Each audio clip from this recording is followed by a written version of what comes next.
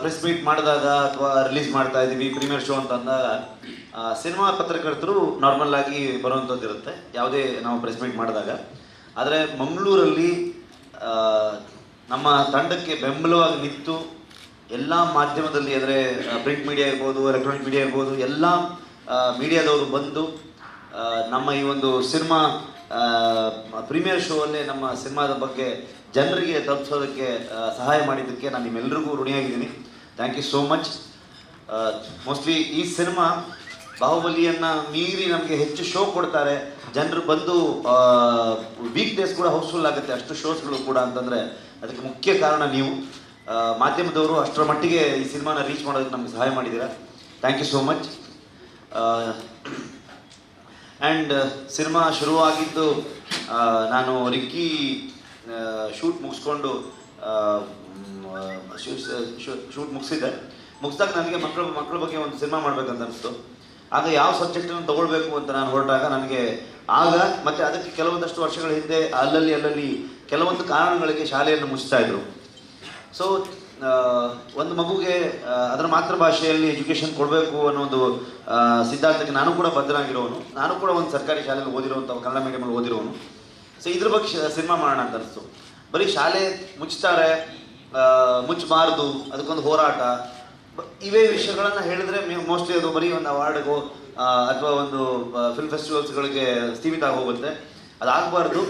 ಒಂದು ಮಕ್ಕಳು ಸಿನಿಮಾ ಮಾಡಿದ್ರೆ ಅದು ಕಮರ್ಷಿಯಲಿ ಪ್ರತಿಯೊಬ್ಬರು ಕೂತು ಅವರ ಚೈಲ್ಡ್ಹುಡ್ಡನ್ನು, ಅವರ ಚಿಕ್ಕಂದಿನ ದಿನಗಳನ್ನು, ಅವರ ಶಾಲಾ ದಿನಗಳನ್ನು ಕನೆಕ್ಟ್ ಮಾಡ್ಕೊಳ್ಳೋ ರೀತಿಯಲ್ಲಿ ಆಗಬೇಕು. ಅದಷ್ಟೇ ಇಂಟ್ರೆಸ್ಟಿಂಗ್ ಆಗಿರಬೇಕು, ಮ್ಯೂಸಿಕಲಿ ಆಗಿರಬೇಕು. ಸೊ ಇವೆಲ್ಲ ಒಂದು ವಿಜುವಲ್ ಬಂತು ನನ್ನ ತಲೆಗೆ. ಆಗ ನಾನು ಶುರು ಮಾಡಿದ್ದು ಸರ್ಕಾರಿ ಹಿರಿಯ ಪ್ರಾಥಮಿಕ ಶಾಲೆ ಕಾಸರಗೋಡು, ಕೊಡುಗೆ ರಾಮಣ್ಣರೈ. ಆದರೆ ಕಾಸರಗೋಡು ಅನ್ನೋದನ್ನ ನಾನು ಫಿಕ್ಸ್ ಮಾಡಿರಲಿಲ್ಲ. ಮಿಕ್ಕಿದೆಲ್ಲ ಇಡೀ ಟೈಟಲ್ ಆಗಿತ್ತು, ಕಾಸರಗೋಡು ಅನ್ನೋದನ್ನು ಮಾತ್ರ ಬಾಕಿ ಉಳಿಸಿದ್ದೆ. ಕತೆ ಕಂಪ್ಲೀಟ್ ಆದಮೇಲೆ ಇದನ್ನು ಯಾವ ಬ್ಯಾಕ್ಡ್ರಾಪಲ್ಲಿ ಹೇಳಬೇಕು ಅನ್ನೋದನ್ನ ಯೋಚನೆ ಮಾಡಿದೆ. ಅದು ಮಂಗಳೂರಲ್ಲೂ ಹೇಳ್ಬೋದಾಗಿತ್ತು, ಅಥವಾ ನನ್ನ ಊರು ಕೆರಾಡಿಲಿ ಹೇಳ್ಬೋದಾಗಿತ್ತು, ಅಥವಾ ನಾನು ಮೈಸೂರು ಹೇಳ್ಬೋದಿತ್ತು, ಮಂಡ್ಯ ಹೇಳ್ಬೋದಿತ್ತು, ಹಾಸನ ಹೇಳ್ಬೋದು, ಎಲ್ಲಿ ಬೇಕಾದರೂ ಈ ಕಥೆನ ಹೇಳ್ಬೋದು. ಬಿಕಾಸ್ ಪ್ರತಿಯೊಂದು ರೀಜನಲ್ ಲ್ಯಾಂಗ್ವೇಜ್ಗೆ ಇರುವಂಥ ಪ್ರಾಬ್ಲಮ್ ಇದು. ಇವತ್ತು ಶಾಲೆಗಳು ಪ್ರೈವೇಟೈಸೇಷನ್ ಆಗ್ತಾ ಇದೆ, ಸರ್ಕಾರಿ ಶಾಲೆಗಳಿಗೆ ಮಕ್ಕಳು ಬರ್ತಾ ಇಲ್ಲ, ಎಲ್ಲ ಆ ರೀಜನಿನ ಮಾತೃಭಾಷೆಯಲ್ಲಿ ಮಕ್ಕಳು ಜಾಸ್ತಿ ಇಂಪಾರ್ಟೆನ್ಸ್ ಕೊಡ್ತಾ ಇಲ್ಲ. ಪೇರೆಂಟ್ಸು ಕೂಡ ಹಾಗೆ, ಅವರಿಗೆ ಮಕ್ಕಳು ಇಂಗ್ಲೀಷ್ ಮೀಡಿಯಮ್ಗೆ ಹೋಗಲಿ ಅನ್ನುವಂಥದ್ದು ಕೂಡ ಆಸೆ ಪಡ್ತಾರೆ, ಶಾಲೆ ಕಳಿಸ್ತಾರೆ. ಸೊ ನಮ್ಮ ತನವನ್ನು, ನಮ್ಮ ಕಲ್ಚರ್ನ, ನಮ್ಮ ನಾಡು ನುಡಿ ಇವುಗಳಿಗೆ ಬೆಲೆ ಇಲ್ಲ. ಸೊ ಇದು ಕಮ್ಮಿ ಆಗ್ತಾ ಇದೆ. ಇದನ್ನು ನಾವು ಜನರಿಗೆ ರೀಚ್ ಮಾಡಿಸ್ಬೇಕು ಅನ್ನೋ ಒಂದು ಇಂಟೆನ್ಷನಿಂದ ನಾನು ಇದನ್ನು ಕತೆ ಹೇಳಕ್ಕೆ ಹೊರಟೆ. ಆಗ ಇದು ಯಾವ ಬ್ಯಾಕ್ಡ್ರಾಪ್ ಹೇಳೋದು ಅಂತ ಹೊರಟಾಗ ಫಸ್ಟ್ ತಲೆಗೆ ಬಂದಿದ್ದು ನನಗೆ ಕಾಸರಗೋಡು. ಇದು ಕಾಸರಗೋಡಿನ ಹೋರಾಟದ ಬಗ್ಗೆ ಇರುವಂಥ ಸಿನಿಮಾ ಅಲ್ವೇ ಅಲ್ಲ. ಈ ಸಿನಿಮಾ ಕನ್ನಡ ಶಾಲೆಗಳು ಮುಚ್ಚಬಾರ್ದು, ಮಾತೃಭಾಷೆಯಲ್ಲಿ ಮಕ್ಕಳಿಗೆ ಎಜುಕೇಷನ್ ಆಗಬೇಕು ಅಂತ. ಹಾಗಾದ್ರೆ ಏನು ಹೇಳಬೇಕಲ್ಲಿ? ಕಾಸರಗೋಡು ಬಗ್ಗೆ ಹೇಳಿದಾಗ ಅಲ್ಲಿನ ಬ್ಯಾಕ್ಡ್ರಾಪ್, ಅಲ್ಲಿನ ಕಲ್ಚರ್ ಆಗ್ಬೋದು, ಅಲ್ಲಿನ ಜನಜೀವನ ಹೇಗಿದೆ, ಅಲ್ಲಿನ ಲೊಕೇಶನ್ ಎಲ್ಲವೂ ಕೂಡ ಇಂಪಾರ್ಟೆಂಟ್ ಆಗ್ತಾ ಬರುತ್ತೆ. ಜೊತೆಗೆ ಕಾಸರಗೋಡು ಕರ್ನಾಟಕದಿಂದ ಕೇರಳಕ್ಕೆ ಹೋದ ನಂತರ ಅದರ ಆಫ್ಟರ್ ಎಫೆಕ್ಟ್ ಏನಿದೆ ಅದನ್ನು ನಾನು ನನ್ನ ಕಥೆಯಲ್ಲಿ ಎಷ್ಟು ಸಾಧ್ಯತೆ ಇದೆ ಅಷ್ಟು ಸಾಧ್ಯವಾಗಿ ನಾನು ಅದನ್ನು ಹೇಳ್ಬೋದು ಅನ್ನೋದು ನನಗೆ ಸ್ಕ್ರಿಪ್ಟಲ್ಲಿ ಈ ಕತೆ ಹೇಗೆ ಹೇಳಕ್ಕೆ ಹೊರಟಿದ್ದೀನಿ, ಇದು ಟ್ರೀಟ್ಮೆಂಟ್ ಏನು, ಅದಕ್ಕೆ ಅನುಸಾರವಾಗಿ ನಾನು ಮಾಡಬೇಕಂತ ಡಿಸೈಡ್ ಮಾಡಿಕೊಂಡು ಅದನ್ನು ಮಾಡಿದ್ವಿ. ಇನ್ನೊಂದು ಸಿನಿಮಾ ಸ್ಟಾರ್ಟ್ ಟು ಎಂಡ್ ನಿಮಗೆ ಎಷ್ಟು ಸೀರಿಯಸ್ ವಿಷಯಗಳು, ಎಷ್ಟು ಸೆನ್ಸಿಟಿವ್ ವಿಷಯಗಳು ಇದ್ದರೂ ಕೂಡ ನಾವು ಒಂದು ಲೈಟ್ ಹಾರ್ಟೆಡ್ ಕಾಮಿಡಿಯನ್ನು ಇಟ್ಕೊಂಡೆ ಅದನ್ನು ಹೇಳ್ತಾ ಹೋಗ್ತೀವಿ. ಹೋಲ್ ಸಿನಿಮಾ ಟ್ರೀಟ್ಮೆಂಟ್ ಪ್ಲ್ಯಾನ್ ಮಾಡಿದ್ದೆ ಹಾಗೆ. ಏನಂದರೆ ಒಂದು ತುಂಬ ಸೀರಿಯಸ್ ವಿಷಯ ಇದ್ದರೆ ಅದು ಒಂದು ಲೈಟ್ ಹಾರ್ಟೆಡ್ ಕಾಮಿಡಿ ಆಗಿ ಜರ್ನಿ ತೊಗೊಳುತ್ತೆ ಆ ಸೀನು. ಒಂದು ಪಾಯಿಂಟಲ್ಲಿ ಅದರ ಸೀರಿಯಸ್ನೆಸ್ ಅರ್ಥ ಆಗ್ತಾ ಹೋಗುತ್ತೆ. ಒಂದು ಎಂಡ್ಗೆ ಆ ಸೀನ್ ಮುಗಿಯುವಷ್ಟೊತ್ತಿಗೆ ಆ ಸಿನಿಮಾದ ಆ ಸೀನಿನ ಕಂಪ್ಲೀಟ್ ಸೀರಿಯಸ್ನೆಸ್ ಏನು ಅನ್ನೋದನ್ನು ಎಸ್ಟಾಬ್ಲಿಷ್ ಮಾಡ್ತಾ ಹೋಗ್ತೀವಿ. ಇದು ಹೋಲ್ ಸಿನಿಮಾದ ಟ್ರೀಟ್ಮೆಂಟ್ ಹಾಗೆ. ಸ್ಟಾರ್ಟಿಂಗ್ ಎಂಡವ್ರು ನೀವು ನೋಡಿದ್ರೆ ನಿಮಗೆ ಗೊತ್ತಾಗುತ್ತೆ. ಸೊ ಇದನ್ನು ನಾನು ಮಾಡಕ್ಕೆ ಹೊರಟಾಗ ಫಸ್ಟು ನಾನು ಪ್ರಮೋದ್ಗೆ ಈ ಐಡಿಯಾನ ಬೌನ್ಸ್ ಮಾಡಿದೆ, ನಾವು ಈ ಸಿನಿಮಾ ಶುರು ಮಾಡೋದು ಅನ್ನೋದು. ಇದೇ ಟೈಮಲ್ಲಿ ನನಗೆ ಆಲ್ಮೋಸ್ಟ್ ಸ್ಕ್ರಿಪ್ಟ್ ಆಗಿತ್ತು, ಬಟ್ ನನಗೆ ಕಂಪ್ಲೀಟ್, ಯಾಕಂದ್ರೆ ನಾನು ಕುಂದಾಪುರದವನಾಗಿರೋದ್ರಿಂದ ಕಾಸರಗೋಡಿನ ಕನ್ನಡ ನನಗೆ 100% ಅಷ್ಟು ಅಥೆಂಟಿಕ್ ಆಗಿ ನನಗೆ ಚೇಂಜ್ ಮಾಡೋಕ್ಕೆ ಆಗ್ತಾ ಇರಲಿಲ್ಲ. ಸೊ ಅದಕ್ಕೆ ನನಗೆ ಒಂದು ಹೆಲ್ಪ್ ಬೇಕಾಗಿತ್ತು. ಆ ಟೈಮಿಗೆ ಒಂದು ಗಂಟೆ ಕತೆ ಸಿನಿಮಾ ರಿಲೀಸ್ ಆಗಿತ್ತು. ನಾನು ಇಡೀ ತಂಡಕ್ಕೆ, ಅಂದರೆ ರಾಜ್ ಅವ್ರಿಗೆ ಫೋನ್ ಮಾಡಿ, ರಾಜ್ ಬಿ ಶೆಟ್ಟಿ ಅವ್ರಿಗೆ ಫೋನ್ ಮಾಡಿ ಸಿಗೋಣ ಅಂತ ಹೇಳಿದೆ. ಒಂದು ದಿವಸ ನನ್ನ ಮನೇಲಿ ಮೀಟ್ ಮಾಡಿದ್ವಿ. ಗುರು ಬಂದರು, ಅರ್ಪಿತ್ತು, ಶಾಮಿಲ್, ಪ್ರವೀಣ್ ಶ್ರೇಯಾನ್, ಇಡೀ ಒಂದು ಗಂಟೆ ಕತೆ ಟೀಮ್ ನನ್ನ ಮನೆಗೆ ಬಂದರು. ನಾವು ಕೂತು ಡಿಸ್ಕಸ್ ಮಾಡ್ತಾ ಇದ್ವಿ. ಆಗ ರಾಜ್ ಶೆಟ್ರು ಹೇಳಿದ್ರು, ಸ್ಕ್ರಿಪ್ಟ್ ಗಿಫ್ಟ್ ಏನೇ ಇದ್ರೂ ಹೇಳಿ, ಜೊತೆಗೆ ವರ್ಕ್ ಮಾಡೋಣ ಅನ್ನೋ ಥರ ಹೇಳಿದ್ರು. ಸೊ ನಾನು ಸೂಪರ್ ಅಲ್ಲ, ಹಾಗಾದ್ರೆ ಇನ್ನೊಂದು ಸ್ವಲ್ಪ ದಿವಸದಲ್ಲಿ ಬರ್ತೀನಿ ನಾನು ಮಂಗಳೂರಿಗೆ ಅಂತಂದರೆ. ಸೊ ಅಲ್ಲಿಂದ ಸೀದಾ ನಾವು ನನ್ನ ಸ್ಕ್ರಿಪ್ಟ್ 1 ವರ್ಷ ಮುಗಿದಿತ್ತು. ಮಂಗಳೂರು ಬಂದು ನನ್ನ ಫ್ರೆಂಡ್ ಅರ್ಪಿತ್ ಅವ್ರ ಮನೆಯಲ್ಲೇ ಸ್ಟೇ ಆಗಿದ್ವಿ, ಒಂದು 15-20 ದಿವಸ ಅಲ್ಲೇ ಇದ್ವಿ ನಾವು. ಸೊ ರಾಜ್ ನಾವೆಲ್ಲ ಕೂತ್ಕೊಂಡು ಕಂಪ್ಲೀಟ್ಲಿ ನಾವೇನು ಬರ್ತಿದ್ವಿ ಅದನ್ನು ಕಾಸರಗೋಡು ಕನ್ನಡಕ್ಕೆ ಟ್ರಾನ್ಸ್ಲೇಟ್ ಮಾಡಿದ್ವಿ ಸಂಭಾಷಣೆಯನ್ನು. ಅದಕ್ಕೆ ರಾಜ್ ಬಿ ಶೆಟ್ಟಿ ಅವರು ಹೆಲ್ಪ್ ಮಾಡಿದ್ರು. ಆ್ಯಂಡ್ ಮೇಜರ್ ಕೆಲವೊಂದಷ್ಟು ಪೋರ್ಷನ್ಗಳನ್ನು ಡೈಲಾಗ್ಸ್ ಅವರೇ ಬರೆದು. ಸೊ ಇಬ್ಬರು ಡೈಲಾಗ್ ರೈಟರು, ಒಂದು ಕಿರಿಕ್ಪಾಟಿ ಬರೆದಿರುವಂಥ ಅಭಿಜಿತ್ ಮಹೇಶ್, ಇನ್ನೊಂದು ರಾಜ್ ಬಿ ಶೆಟ್ಟಿ ಅವರು ಇಬ್ಬರು ಬರೆದ್ರು. ಅವರು ಅವರ ಡೈರೆಕ್ಷನ್, ಅವ್ರ ಸ್ಕ್ರಿಪ್ಟ್ ವರ್ಕ್ ಇದ್ದರೂ ಕೂಡ ಅವರು ನನ್ನ ಸಿನಿಮಾದಲ್ಲಿ ಒಬ್ಬ ಟೆಕ್ನಿಷಿಯನ್ ಆಗಿ, ಒಬ್ಬ ರೈಟರ್ ಆಗಿ ಇದ್ದು ಈ ಸಿನಿಮಾ ಬರೆಯೋದಕ್ಕೆ ಅವ್ರು ಹೆಲ್ಪ್ ಮಾಡಿದ್ದು. ನಾನು ಈ ಮುಖಾಂತರ ಅವ್ರನ್ನ ನಾನು ಥ್ಯಾಂಕ್ಸ್ ಹೇಳೋಕ್ಕೆ ಇಷ್ಟಪಡ್ತೀನಿ. ಕೇಳಿಸ್ಕೊಂಡೆ ಬೈತಾರೆ ಅವ್ರು, ಆಮೇಲೆ ಬೈಸ್ಕೊತೀವಿ, ಬೇರೆ ವಿಷಯ. ಸೊ ಫಾರ್ಮಲಿ ಒಂದಾಗಲಿ ಅನ್ನೋದು. ಆ್ಯಂಡ್ ಇಡೀ ತಂಡ ನಾವು ಈ ಸಿನಿಮಾ ಮಾಡೋದು. ಆ್ಯಂಡ್ ನಾನು ಡಿಸೈಡ್ ಮಾಡಿದೆ, ಯಾಕಂದರೆ ನನಗೆ ಯಾರೂ ಕೂಡ ಪ್ರೊಡ್ಯೂಸರ್ ಸಿಗಲಿಲ್ಲ ಈ ಸಿನಿಮಾ ಮಾಡೋದಕ್ಕೆ. ನಾನು ಯಾರಿಗೆ ಇದನ್ನು ಐಡಿಯಾ ಬೌನ್ಸ್ ಮಾಡಿದ್ರು ಮಾಡೋಣ ಅಂತ ಹೇಳ್ತಾ ಇದ್ರು. ಕಿರಿಕ್ಪಾಟಿ ಹ್ಯಾಂಗ್ ಓವರಲ್ಲ ಅವರು ಇದ್ದರು, ರಕ್ಷಿತ್ ನೀವು ಕಾಂಬಿನೇಷನ್ ಮಾಡಿ ಅಲ್ಲ ಇನ್ನೊಂದು 4-5 ಕೋಟಿ ಬಜೆಟಲ್ಲಿ ಮಾಡೋಣ ಅಂತಲೇ ಕೇಳ್ತಾ ಇದ್ರು ನನಗೆ ಹೊರತು ಇದಕ್ಕೆ ಯಾರು ಸಪೋರ್ಟಿವ್ ಆಗಿ ಯಾರೂ ಹೇಳ್ತಾನೆ ಇರಲಿಲ್ಲ. ಮೋಸ್ಟ್ಲಿ ಅವ್ರಿಗೆ ಕಿರಿಕ್ಪಾಟಿ ಆದ್ಮೇಲೆ ಆ ಸಕ್ಸಸ್ ಇಟ್ಕೊಂಡು ಇನ್ನೊಂದು ಅವಾರ್ಡ್ ಏನೋ ಟ್ರೈ ಮಾಡ್ತಾ ಇದ್ದೀವೇನೋ ಅನ್ನೋ ಯೋಚನೆ ಬಂದಿರ್ಬೋದೇನೋ. ಬಟ್ ನನಗಂತೂ ಈವನ್ ರಕ್ಷಿತ ಹೇಳ್ತಾ ಇದ್ದ, ಇದನ್ನ ಯಾಕೋ ಮಾಡ್ತೇನೆ ನೀನು, ಇನ್ನೊಂದೇನೋ ಕಮರ್ಷಿಯಲ್ ಮಾಡಲ್ಲ ಮಗ ಅಂತ ರಕ್ಷಿತ ಹೇಳ್ತಾ ಇದ್ದ. ಇಲ್ಲ ಮಗ ಇದು ಕಮರ್ಷಿಯಲ್ ಅಂತ ನಾನು ಅವ್ನಿಗೆ ಹೇಳ್ತಾ ಇದ್ದೆ. ಸೊ ಈ ಇದರಲ್ಲಿ ಹೋಗ್ತಾ ಇರಬೇಕಾದ್ರೆ ನನಗೆ ಫಸ್ಟು ಪ್ರೊಡ್ಯೂಸರ್ ಸಿಗಲಿಲ್ಲ, ನಾನೇ ಪ್ರೊಡಕ್ಷನ್ ಮಾಡೋದು ಅಂತ ಅಂದ್ಕೊಂಡು ಪ್ರಮೋದ್ ನಾವೆಲ್ಲ ಡಿಸೈಡ್ ಮಾಡಿದ್ವಿ. ರಿಷಬ್ ಶೆಟ್ಟಿ ಫಿಲ್ಮ್ಸ್ ಅನ್ನೋ ಒಂದು ಪ್ರೊಡಕ್ಷನ್ ಹೌಸ್ನ ಸೆಟಪ್ ಮಾಡಿ, ಅಲ್ಲಿ ನನಗೆ ಫಸ್ಟ್ ಹೆಲ್ಪಿಗೆ ಬಂದವರು, ಫಸ್ಟ್ ಇನ್ವೆಸ್ಟರ್ ಅಂತ ಬಂದವರು ಅಕ್ಷತಾ ಶೆಟ್ಟಿ ಅಂತ, ಅವರು ಮಂಗಳೂರವರೇ. ಅವ್ರು ಇವತ್ತು ಬಂದಿಲ್ಲ.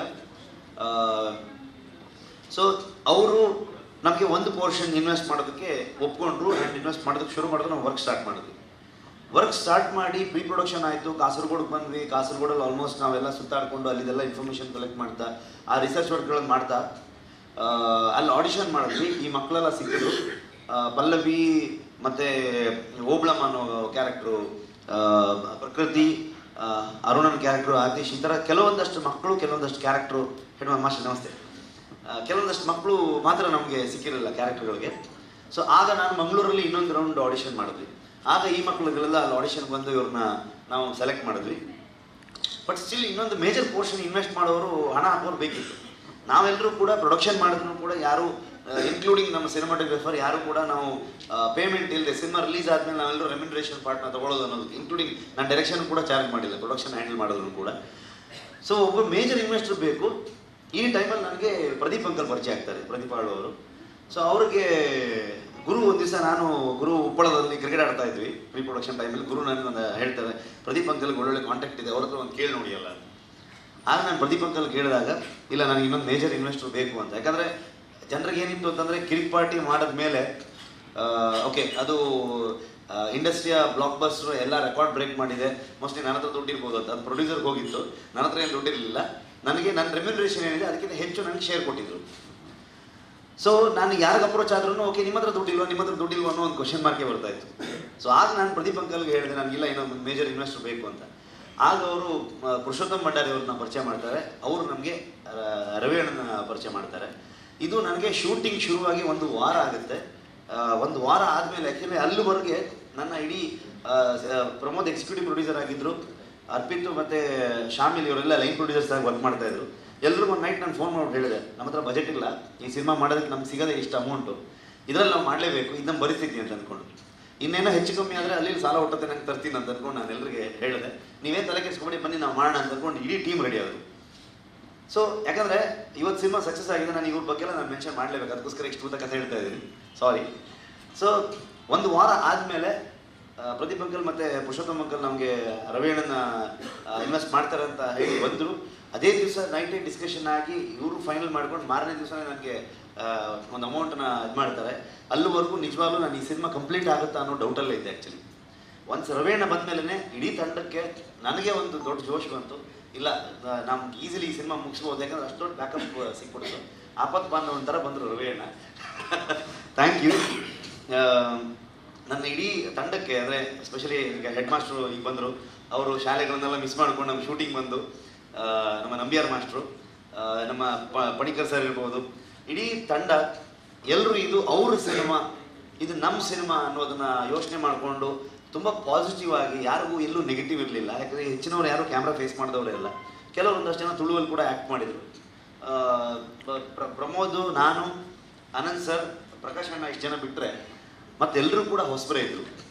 ಸೊ ಹಾಗಾಗಿ ಇವರಿಷ್ಟು ಜನರ ಪಾಸಿಟಿವ್ನೆಸ್, ಆಮೇಲೆ ಫಸ್ಟ್ ಟೈಮರ್ಸ್ ಲಕ್ ಅಂತ ಹೇಳ್ತೀವಲ್ಲ ನಾವೆಲ್ಲ, ಹೊಸಬ್ರು ಬಂದು ಮೊದಲನೇ ಸಲ ಪ್ರಯತ್ನ ಪಟ್ಟಾಗ ಒಂದು ದೇವರ ಆಶೀರ್ವಾದ ಇರುತ್ತಂತೆ, ಒಂದು ಎನರ್ಜಿ ಫಾರ್ಮ್ ಆಗುತ್ತಂತೆ. ಸೊ ಅದಕ್ಕೆ ಇಡೀ ಹೋಲ್ ಟೀಮ್ ಕಾರಣ ಇದು. ಸೊ ಎಲ್ಲ ಕಡೆಗೆ ರಿಷಬ್ ಅನ್ನೋದು ನಾನು ಕೇಳ್ತಾ ಇದ್ದೀನಿ. ನಾನೊಬ್ಬ ಅಲ್ವೇ ಅಲ್ಲ, ನಾನೊಬ್ಬ ಮುಂದೆ ಇದ್ದೀನಿ ಅಷ್ಟೇ. ನಾನು ಹಿಂದೆ ಇವರೆಲ್ಲರ ಸಪೋರ್ಟಿಂದ ಈ ಸಿನಿಮಾ ಇವತ್ತು ಜನರಿಗೆ ತಲುಪೋದಕ್ಕೆ ಕಾರಣ ಆಯಿತು. ತಲುಪೋದಕ್ಕೆ ಕಾರಣ ಅಲ್ಲ, ಸಿನಿಮಾ ತಯಾರಾಗೋದಕ್ಕೆ ಕಾರಣ ಆಯಿತು. ಸಿನಿಮಾ ತಲುಪೋದಕ್ಕೆ ಮೀಡಿಯಾದವ್ರು ನೀವು ಹೆಲ್ಪ್ ಮಾಡಿದ್ದೀರಾ, ಅದನ್ನು ನಾವು ಯಾವತ್ತೂ ಮರೆಯಲ್ಲ. ಯಾಕಂದರೆ ಮಂಗಳೂರಲ್ಲಿ ನಾರ್ಮಲಿ ಬೆಂಗಳೂರು ಒಂದು ದೊಡ್ಡ ಸೆಂಟರ್, ಕನ್ನಡ ಸಿನಿಮಾಗಳು ರಿಲೀಸ್ ಆಗಲಿ, ಬಿಕಾಸ್ ದೊಡ್ಡ ಸಿಟಿ ಆಗಿರೋದ್ರಿಂದ. ಅದಾದಮೇಲೆ ನೆಕ್ಸ್ಟ್ ಬರೋದು ಮೈಸೂರು. ಇದು ಹೇಗಿದೆ ಅಂತಂದರೆ ಈ ಬೆಂಗಳೂರಿಗೂ ಸ್ವಲ್ಪ ಟಕ್ಕರ್ ಕೊಡೋ ರೇಂಜಲ್ಲಿ ಮಂಗಳೂರಲ್ಲಿ ಶೇಪ್ಸ್ಗಳಾಗ್ತಾ ಇದೆ, ಜನ ಬಂದು ಸಿನಿಮಾ ನೋಡ್ತಾ ಇದ್ದಾರೆ. ಅದು ತುಂಬ ನಮ್ಮ ಇಡೀ ತಂಡಕ್ಕೆ ಆ ಖುಷಿ ಇದೆ. ಇದು ನಮಗೆ ಸಿನಿಮಾಗಿಂತ ಹೆಚ್ಚು ಒಂದು ಕನ್ನಡಿಗರ ಭಾವನೆ, ನಮ್ಮ ಇಮೋಷನ್ ಅಂತ ನಾನು ಹೇಳಕ್ಕೆ ಇಷ್ಟಪಡ್ತೀನಿ. ಇಡೀ ತಂಡಕ್ಕೆ ನಾನು ನನ್ನ ಅಭಿನಂದನೆ ಸಲ್ಲಿಸ್ತಾ ನನ್ನ ಮಾತು ಮುಗಿಸ್ತೀನಿ. ಏನಾದರೂ ಪ್ರಶ್ನೆಗಳಿದ್ರೆ ಕೇಳ್ಬೋದು, ಇಲ್ಲ ನಾನು ಉಳಿದ ತಂಡ